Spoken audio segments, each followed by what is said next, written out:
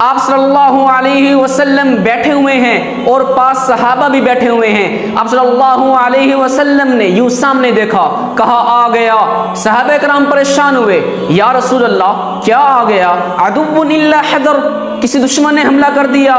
کہا نہیں, آ گیا آ گیا. پھر صحابہ نے کہا وحی الا نذر, یا رسول اللہ کہیں وہی آ گئی ہے؟ کہا نہیں, آ گیا. پھر کہا آ گیا. صحابہ کرام نے پھر پوچھا یا رسول اللہ کیا آ گیا؟ آپ صلی اللہ علیہ وسلم نے فرمایا رمضان آ گیا. ہاں رمضان آ گیا. آپ صلی اللہ علیہ وسلم رمضان کا 2 مہینے پہلے استقبال کرتے, رجب اور شعبان. رجب مہینہ آتا, رجب کا جب چاند نظر آتا, آپ صلی اللہ علیہ وسلم دعا کرتے, یا اللہ رمضان کا مہینہ ہم تک سلامتی کے ساتھ پہنچا دے اور رمضان تک ہم کو سلامت رکھ. آپ صلی اللہ علیہ وسلم کی حدیث ہے اذا جاء رمضان فتحت ابواب الجنہ, اور جب رمضان آتا ہے تو جنت کے دروازے کھول دیے جاتے ہیں. ہاں رمضان آ گیا اور تراویح بھی آ رہی ہے. تراویح کے ایک سجدے پر 1500 نیکی ملتی ہے, ایک سجدے پر 1500 نیکی, تو 20 سجدے ہوتے ہیں. اگر مسجد میں لگا دو نا کہ ایک سجدے پر 1500 روپے ملے گا یا 2000 روپے ملیں گے تو سارے آئیں گے, کوئی بھی نہیں ہوگا جو نہیں آئے گا, سارے آئیں گے. میں کہتا ہوں وہ اپنے دادوں پردادوں کو بھی لے کر آئیں گے کہ آج بھائی تراویح پڑھو, آپ ہمارے ساتھ آؤ. اماں کو کہیں گے اماں آپ ہمارے ساتھ آؤ. ہمیں جنت کا شوق نہیں ہے کیونکہ 1500 روپے ابھی مل رہا ہے, یہ نظر آ رہا ہے ہمیں, اور 1500 نیکی نظر نہیں آ رہی, ابھی اس کی ویلیو پتہ نہیں چل رہا. اور جب قیامت والے دن ایک ایک نیکی کو ترسیں گے لوگ, ایک نیکی نہیں مل رہی ہوگی, ایک نیکی وہ والدین بھی نہیں دیں گے, نہ ماں دے گی, نہ اولاد دے گی, نہ باپ دے گا, نہ بچے دیں گے, کوئی بھی نہیں دے گا, ایک نیکی بھی کوئی بھی نہیں دے گا. قیامت والے دن بیوی شوہر سے الگ ہو جائے گی, نیکی نہیں دے گی, اس کو نزدیک آنی نہیں دے گی, کہیں نیکی نہ مانگ لے. اور نہ شوہر بیوی کو نیکی دے گا, نہ باپ بیٹے کو دے گا, نہ ماں بیٹی کو دے گی. آگے رمضان کی آمد ہے, جتنے بھی لڑے ہوئے ہو صلح کر لو. بہن بھائی لڑے ہوئے ہیں آج جا کے صلح کر لو. میاں بیوی لڑے ہوئے ہیں صلح کر لو. جو بھی جس سے لڑا ہوا ہے آج صلح کر لو. جیسے ہم حج پہ جاتے ہیں سب کو معاف کر کے جاتے ہیں, سب سے معافی مانگ کے جاتے ہیں, تو ایسے رمضان آ رہا ہے, رمضان سے پہلے معافی مانگ لو.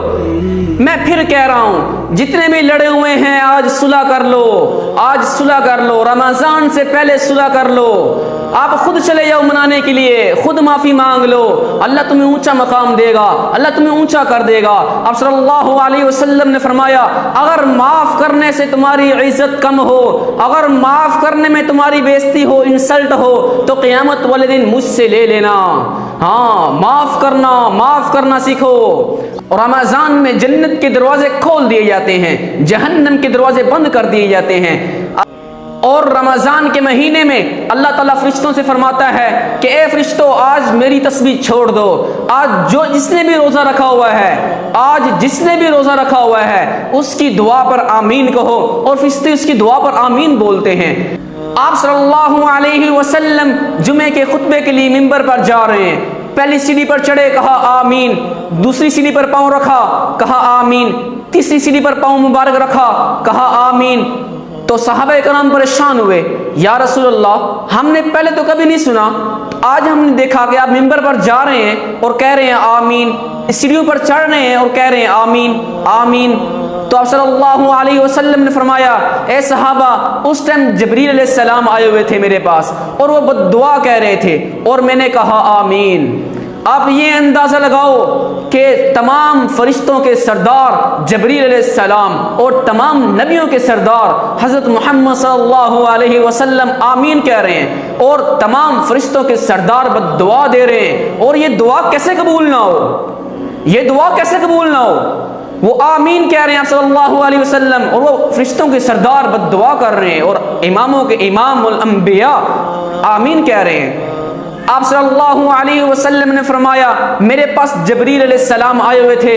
جبریل نے کہا یا رسول اللہ وہ شخص برباد ہو جائے جو آپ کا نام آئے اور درود نہ پڑھے. میں نے کہا آمین.